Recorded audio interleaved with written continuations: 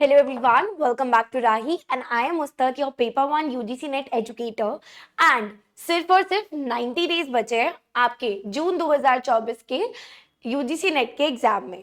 So we are gonna discuss 90 days का plan जिससे आप अपना नेट या JRF जो है टारगेट कर सकते हैं। And there is a high possibility अगर आप ऑलरेडी प्रिपेयर कर रहे हैं उसके लिए या इवन इफ आप बिगनर हैं तो जो प्लान मैं आपसे डिस्कस करने वाली हूँ, जो सजेशंस मैं आपको देने वाली हूँ, उसके अकॉर्डिंग आप जो है अपना JRF 2024 के जून एग्जाम में ही क्रैक कर सकते हैं।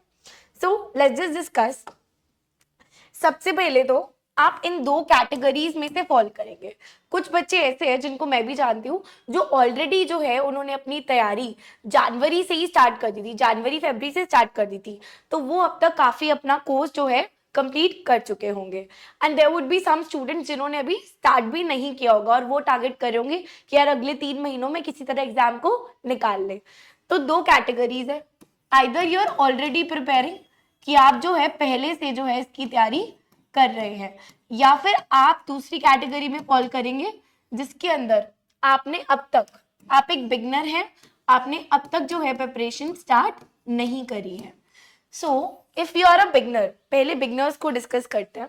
अगर आप बिगनर हैं तो सबसे पहले तो आपके पास 90 डेज का टाइम है, दोनों के लिए 90 डेज का टाइम है। अब इन 90 डेज को कैसे एफिशिएंटली यूटिलाइज करना है और रिविजन भी करनी है, PYQs भी करने हैं और मॉक्स भी लगाने हैं। सबसे पहले जो दोनों के लिए सेम है, सबसे पहले जो दोनों के लिए सेम है वो क्या है? मॉक टेस्ट लगाना। क्या है? मॉक टेस्ट लगाना। ये सबके लिए सेम है, चाहे आप ऑलरेडी प्रिपेयर कर रहे हैं और even if you are a beginner, आपको मॉक टेस्ट लगाने हैं लास्ट के 10 to 12 डेज। 10 to 12 डेज के लिए आपको डेली मॉक टेस्ट लगानी है और उसका एनालिसिस जो है वो करना है, सो दैट आपकी प्रिपरेशन अपने फाइनल एग्जाम से पहले 3 घंटे उस एग्जाम को अटेम्प्ट करने की और मेंटली प्रिपेयर रहने की बेटर हो जाए। तो लास्ट 10 डेज तो सब लोग जो है मॉक टेस्ट ही लगाएंगे, चाहे आप किसी भी कैटेगरी में फॉल कर रहे हैं। Now if you are a beginner, तो सबसे पहले देखो दो चीजें हैं। सबसे पहले आपका बेस मैटर करता है कि आपका बेस जो है वो कितना स्ट्रांग है, आपका बेस कितना स्ट्रांग है। अब वो डिपेंड करेगा, पहले मैं पेपर 2 की बात कर रही हूँ, पहले मैं पेपर 2 की बात कर रही हूँ जो सब्जेक्टिव है। अब उसमें आपकी मैटर करती है ग्रेजुएशन और पोस्ट ग्रेजुएशन, कि आपने अपनी ग्रेजुएशन में जो है कितनी सीरियसली पढ़ाई की थी और पोस्ट ग्रेजुएशन अपनी मास्टर्स में कितनी सीरियसली की थी।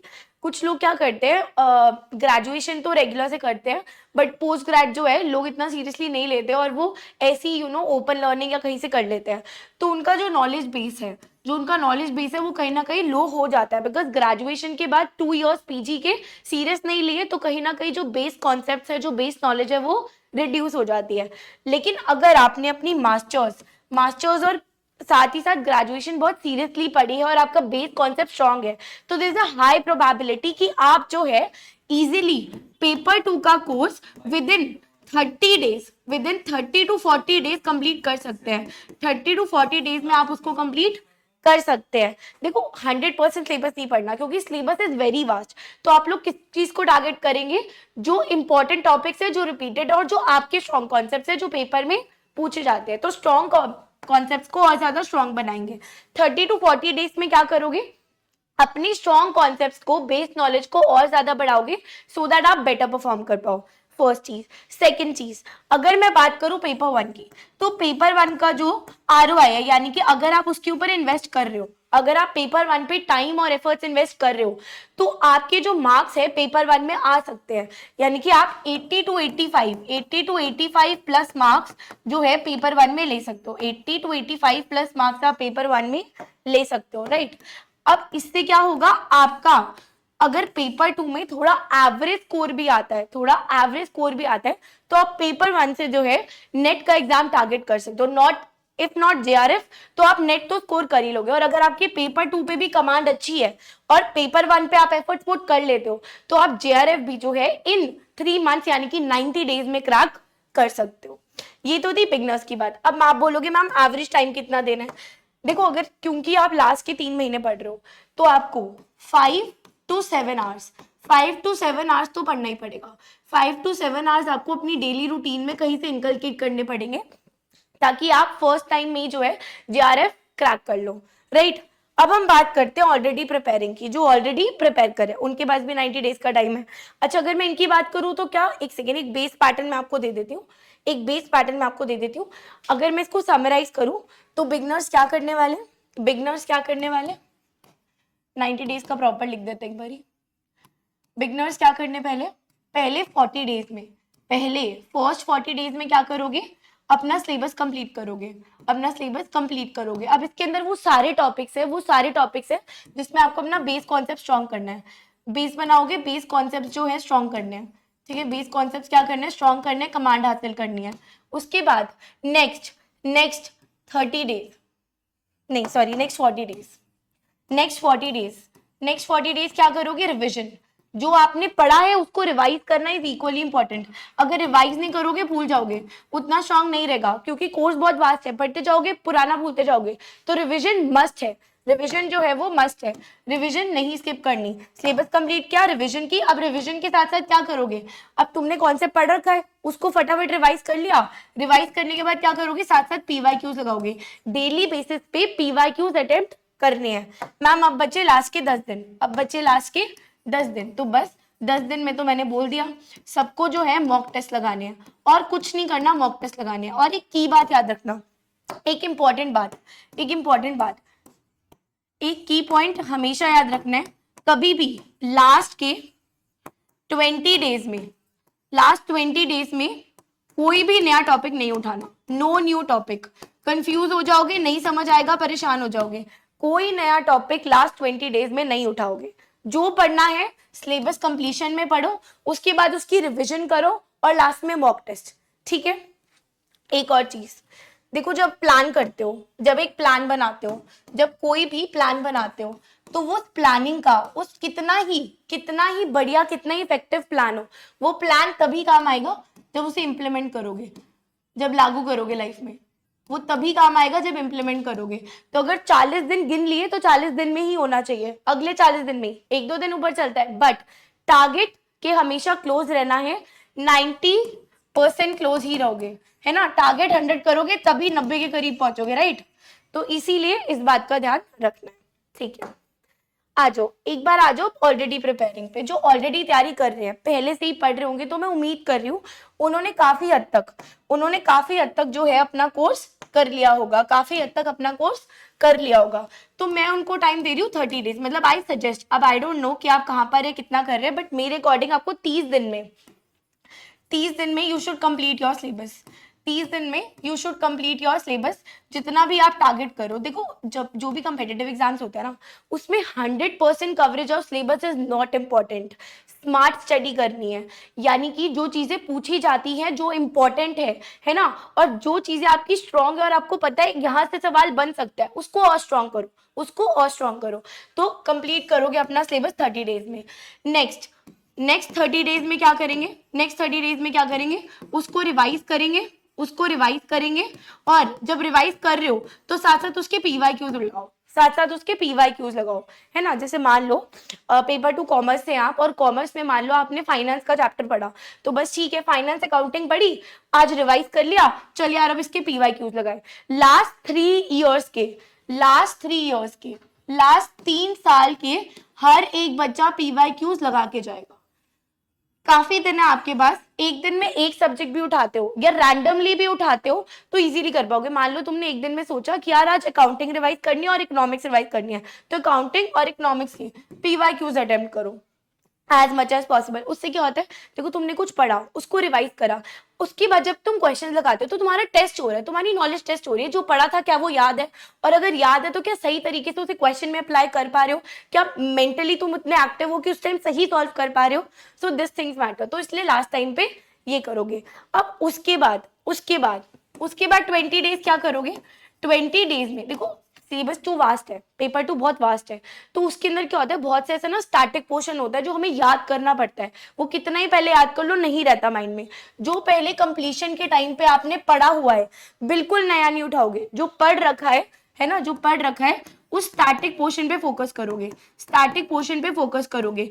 हो सकता है वो कोई सीक्वेंस हो, कोई प्रोसेस हो, कोई क्रोनोलॉजी हो, कुछ भी, बेसिकली कुछ भी ऐसा जो स्टैटिक पोर्शन है जो आपको नहीं आता, या पेपर 1 की भी अगर मैं बात करूं तो हायर एजुकेशन में बहुत चीजें, बहुत अपग्रेडेशन है, बहुत अपडेट्स है, तो जो आपको याद ही करनी पड़ेंगी, तो वो स्टैटिक पोर्शन जो है आप बाद में उठा सकते हैं। और लास्ट के 10 डेज में तो यही है कि आप सबको मॉक्स लगाने हैं। लास्ट के 10 डेज में कंप्लीटली आपको इंटायरली अपना सारा दिन किस में डिवोट करना है, मॉक टेस्ट में। ठीक है, जितनी देर भी पढ़ रहे हो मॉक टेस्ट करोगे, 3 घंटे का मॉक टेस्ट लगाओगे, उसके बाद उसके एनालिसिस में भी टाइम लगता है, रेक्टिफाई करोगे ना, जो भी एरर्स आए हैं, जो भी प्रॉब्लम्स आई हैं, गलतियां हुई हैं, उसको ठीक भी तो करोगे, उसमें भी टाइम जाता है। तो आपको जो है 5 to 6 आवर्स डिवोट करने ही पड़ेंगे जब आप मॉक्स लगा रहे होगे। अदरवाइज अब आई डोंट नो कि आप अपने सिलेबस में कहां तक है, बट कोशिश कीजिए 30 दिन में खत्म करो, 30 दिन में रिवाइज करो, और उसके साथ PYQ जरूर लगाने हैं। एंड एंड के 20 डेज में स्टैटिक पोर्शन के बाद सारे ही लोग क्या करेंगे, लास्ट 10 to 12 डेज में मॉक टेस्ट लगाएंगे। Is that clear? Is that clear? हाँ जी, ठीक है। तो इस तरह से जो है आप अपने नेक्स्ट 90 डेज प्लान कर सकते हैं। बट वन इंपॉर्टेंट थिंग, देखो जब हम प्लानिंग कर लेते हैं ना, उसके बाद उसकी इंप्लीमेंटेशन ना इक्वली इंपॉर्टेंट होती है। लोगों को लगता है प्लान बना लिया, पॉजिटिविटी आती है, बट वो पॉजिटिविटी कायम तभी रहेगी जब आप उसे डे टू डे लाइफ में जो है प्रैक्टिस भी करोगे। नेक्स्ट 90 डेज मतलब अगले 90 दिन, ये सोचो अगले 90 दिन अगर मेहनत कर ली, नेक्स्ट 90 डेज अगर तुम लोगों ने मेहनत कर ली, एफर्ट डाल लिए, तो वो एफर्ट्स तुम्हें कहाँ ले जाएंगे, वो एफर्ट्स तुम्हें कहाँ ले जाएंगे, तुम्हारी लाइफ का ग्राफ सीधा यहाँ पहुंचेगा कि हाँ यार मैंने नेट सोचा था, मैंने JRF सोचा था और मैंने उसे क्लियर कर लिया। मैंने नेट सोचा था, JRF सोचा था और मैंने उसे क्लियर कर लिया। लेकिन ये कैसे होगा, जब प्लान बनाओगे और उस प्लान के ऊपर कायम रहोगे। अगले 90 दिन की मेहनत है, 90 दिन की मेहनत है, अगर अच्छे से कर लिया तो who knows you will be able to crack this exam, और आप अपने सपने के एक कदम और आगे बढ़ जाएंगे। फिर फर्दर अप्लाई कर सकते हो, PhD कर सकते हो, वो सब आपको पता ही है, राइट। तो नेक्स्ट 90 डेज के लिए प्लान फॉलो करो। और एक बात और समझो, हमें लाइफ में ना हमेशा पॉजिटिव अफर्मेशंस लानी चाहिए, पॉजिटिविटी लाओ, ठीक है। सोचो तुम्हें करना है, और कभी ना किसी भी टॉपिक को पढ़ने से पहले नेवर थिंक कि यार ये तो होगा ही नहीं, ये तो आता ही नहीं है। मैंने बहुत बार देखा है पेपर 1 में बच्चे ने सोचते हैं मैम DI तो होगा नहीं, मैथमेटिकल रीजनिंग तो होगा ही नहीं। अरे नहीं, ऐसे मत सोचो, कोशिश तो करो, ट्राई तो करो, बट हाँ बेवकूफों की तरह एक ही चीज पे हार्ड वर्क करते करते कि मैम मैंने मेहनत तो बहुत की थी। ऐसे भी बहुत बच्चे हैं कि मैम मेहनत तो बहुत की थी, पेपर नहीं हुआ, क्योंकि हार्ड वर्क नहीं करना है, स्मार्ट वर्क करना है, तभी पहुंच पाओगे अपने सपनों की तरफ।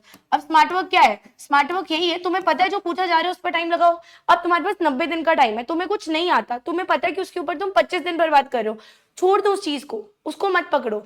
तुम्हें पता है तुम कहीं और से 10 नंबर ले सकते हो, RC है, पेपर 1 में RC है, रीडिंग कॉम्प्रिहेंशन है, तुम्हें पता है तुम यहाँ से नंबर ले सकते हो, जनरलाइज टॉपिक है, तो 10 नंबर यहाँ से क्योर करो, क्यों नहीं कर रहे हो, है ना। तो कैलकुलेटिव चलो कि जो चीजें तुम पढ़ रहे हो तुम्हें पता है उससे मैं इतने नंबर, इतने मार्क्स जो है सिक्योर कर लूंगा या कर लूंगी, राइट। हार्डवर्क नहीं करना, स्मार्ट वर्क करना है, क्योंकि ये मैटर नहीं करता कितने घंटे पढ़े, ये मैटर करता है रिजल्ट क्या आया, तुमने किस तरह से अपनी नॉलेज को, अपने एफर्ट्स को लगाया, किस डायरेक्शन में लगाया, और उसी से जो है आप अपना नेट और JRF को क्रैक कर सकते हैं, राइट। पॉजिटिविटी लाओ एंड ऑलवेज स्माइल। पता है सड़ा हुआ मुंह बना के कभी प्रिपरेशन तक नहीं जा पाओगे, है ना। अगर ये सोचोगे शिट यार ये तो हो ही नहीं रहा, मुझसे कुछ नहीं हो रहा, तो उससे कुछ नहीं होगा। ऐसे नहीं रहना है, हंसते रहना है। Get up in the morning, smile करो, ठीक है, पॉजिटिव एफर्मेशंस लेकर आओ, उसके बारे में सोचो कि हाँ आज मेरे दिन में मुझे ये करना है, और थैंक करो गॉड को कि आपने मुझे इतनी अच्छी चीजें लाइफ में दी है, अब मैं उसके ऊपर मेहनत करके कुछ बेटर करना चाहता हूँ, रिसोर्सेज को फ्रूटफुल बनाना चाहता हूँ या चाहती हूँ, राइट, ठीक है। बाकी अगर आप UGC नेट की तैयारी कर रहे हो तो मैं आपको बताना चाहूंगी कि हम आपके लिए जो है बैच लेकर आए हैं, जिसके अंदर आप जो है एनरोल हो सकते हैं। ये हमारा ऐप है राही ऐप, अगर आप यहाँ जाएंगे तो मैं आपको फोल्डर में दिखाती हूँ, ये देखिए पेपर 1 UGC नेट की एजुकेटर हूँ मैं।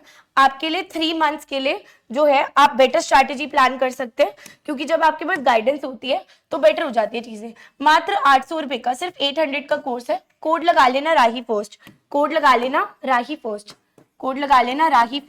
और आपको 800 का पड़ जाएगा। वैसे अभी जो है ये 1500 का है, बट आप कोड लगा लेना राही फर्स्ट, सब कुछ कैपिटल लेटर्स में, और सिर्फ 800 का आपको ये कोर्स पड़ जाएगा। सब कुछ प्रोवाइड करेंगे आपको, रिवीजन होगी पूरे सिलेबस की, सिलेबस कंप्लीट कराया जाएगा, रिकॉर्डेड सेशंस मिलेंगे, लाइव सेशंस होते हैं, पीवाईक्यूज मिलेंगे, रिवीजन होगी, मॉडल पेपर मिलेंगे, एवरी वीकली हमारा टेस्ट भी होता है और मॉक टेस्ट भी आपको प्रोवाइड कराए जाएंगे। और अगर आप पेपर टू हिंदी से हैं तो मैं आपको दिखा देती हूँ, राम सर जो है पढ़ाते हैं और इसके अंदर आपको paper 1 as well as paper 2 दोनों मिल रहे हैं, है ना। तो आप जो इनका बैच ले सकते हैं अगर आप जून 2024 को टारगेट कर रहे हो। ये सिर्फ पेपर 2 हिंदी वालों के लिए, उनको पेपर 1 साथ में मिलेगा। 3600 का बैच है, ठीक है, 3600 का बैच है नेक्स्ट 6 मंथ्स के लिए। बट अगर आप किसी और सब्जेक्ट से हो या आपको लगता है आपका पेपर 1 जो है ज्यादा वीक है और आपको उसके ऊपर जो है गाइडेंस की नीड है, आपको जरूरत है, तो आप ये वाला फर्स्ट पेपर का बैच ले सकते हैं। अगर आप किसी और सब्जेक्ट से पेपर 1 की गाइडेंस चाहिए तो आप ये बैच ले सकते हैं। सिर्फ 800 है, सोचो, देखो 400-500 नहीं सोचते, बिकॉज हो सकता है ये आपको इतना बेनिफिट कर जाए कि आप फर्स्ट अटेम्प्ट में ही या फिर इस वाले जून 2024 में एग्जाम क्लियर कर जाओ।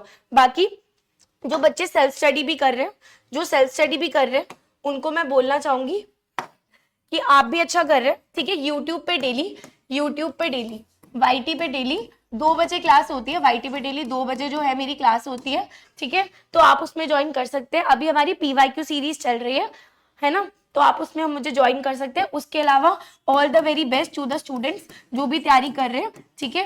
बाकी यूट्यूब पे वैसे भी बहुत कंटेंट है, even if you are studying on your own तो भी कोई दिक्कत नहीं है।